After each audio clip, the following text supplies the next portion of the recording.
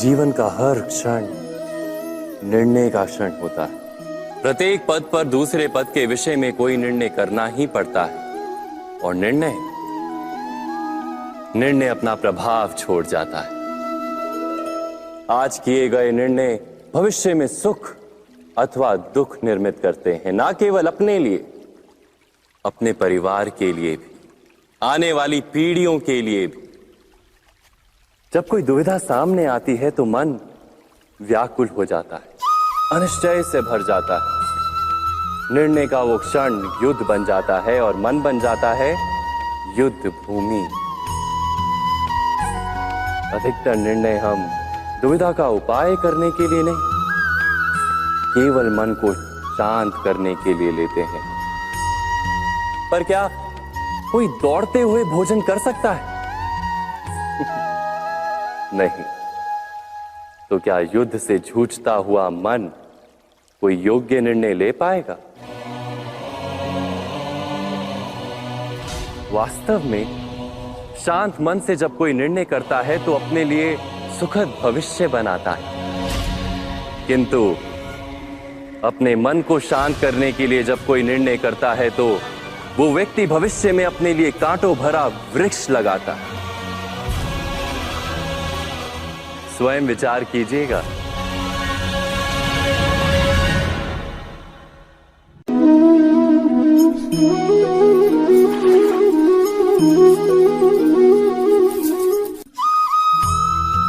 जीवन में आने वाले संघर्षों के लिए जब मनुष्य स्वयं को योग्य नहीं मानता, जब उसे अपने ही बल पर विश्वास नहीं रहता, तब वो सद्गुणों को त्याग कर दुर्गुणों को अपनाता है। वस्तुतः मनुष्य के जीवन में दुर्जनता जन्म ही तब लेती है जब उसके अंतर में आत्मविश्वास नहीं होता। आत्मविश्वास ही अच्छाई को धारण करता है। ये आत्मविश्वास है क्या?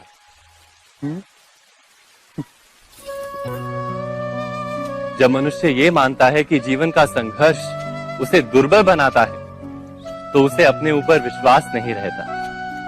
वो संघर्ष के पार जाने के बदले संघर्ष से छूटने के उपाय ढूंढने लगता है।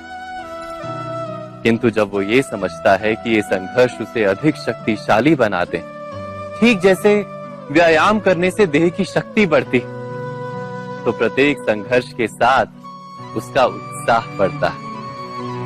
अर्थात आत्मविश्वास और कुछ भी नहीं, मन की स्थिति, जीवन को देखने का दृष्टिकोण मात्र है।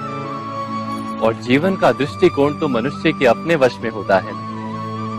स्वयं विचार कीजिए।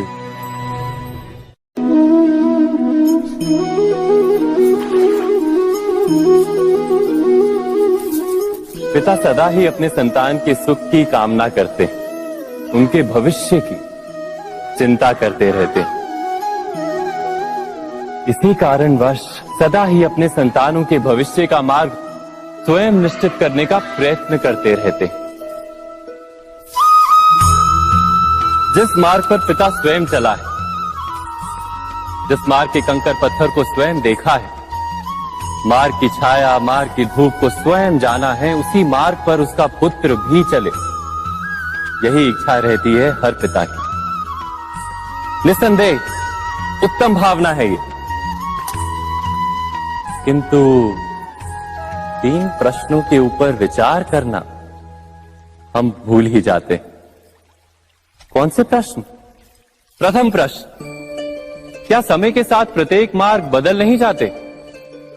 क्या समय सदा ही नई चुनौतियों को लेकर नहीं आता? तो फिर बीते हुए समय के अनुभव नई पीढ़ी को किस प्रकार लाभ दे सकते हैं? दूसरा प्रश्न, क्या प्रत्येक संतान अपने माता पिता की छवि होता है? हाँ, संतानों को संस्कार तो अवश्य माता पिता देते हैं, किंतु भीतर की क्षमता तो ईश्वर देते हैं। तो जिस मार्ग पर पिता को सफलता मिली है, विश्वास है कि उसी मार्ग पर उसकी संतानों को भी सफलता और सुख प्राप्त होगा। तीसरा प्रश्न, क्या जीवन के संघर्ष और चुनौतियां लाभकारी नहीं होती? क्या प्रत्येक नया प्रश्न एक नए उत्तर का द्वार नहीं खोलता? तो फिर संतानों को नए नए प्रश्नों, संघर्षों और चुनौतियों से दूर रखना, ये उनके लिए लाभ करना कहलाएगा या हानि पहुंचाना? अर्थात जिस प्रकार संतान के भविष्य का निर्माण करने के बदले उसके चरित्र का निर्माण करना श्रेष्ठ है, वैसे ही संतानों के जीवन का मार्ग निश्चित करने के बदले उन्हें नए संघर्षों के साथ जूझने के लिए मनोबल व ज्ञान देना अधिक लाभदायक नहीं होगा? स्वयं विचार कीजिए। मनुष्य की सबसे बड़ी दुर्बलता क्या होती है? सोचिए। धन, प्रेम, अहंकार।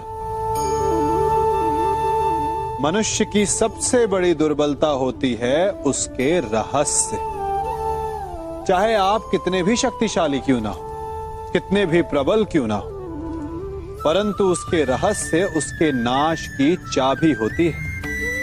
इसलिए यदि प्रबल रहना है, शक्तिशाली रहना है, समर्थ रहना है, तो अपने रहस्य को किसी को भी ना बताएं, ना मित्र को और ना ही शत्रु को, क्योंकि समय पड़ने पर कब कौन शत्रु हो जाए ऐसा कहना संभव नहीं। विभीषण को रावण के अमृत कुंड का ज्ञात था, इसीलिए प्रभु श्री राम रावण का वध करने में सफल हो सके। इसलिए उचित यही है कि आप अपने रहस्य को स्वयं तक ही सीमित रखें।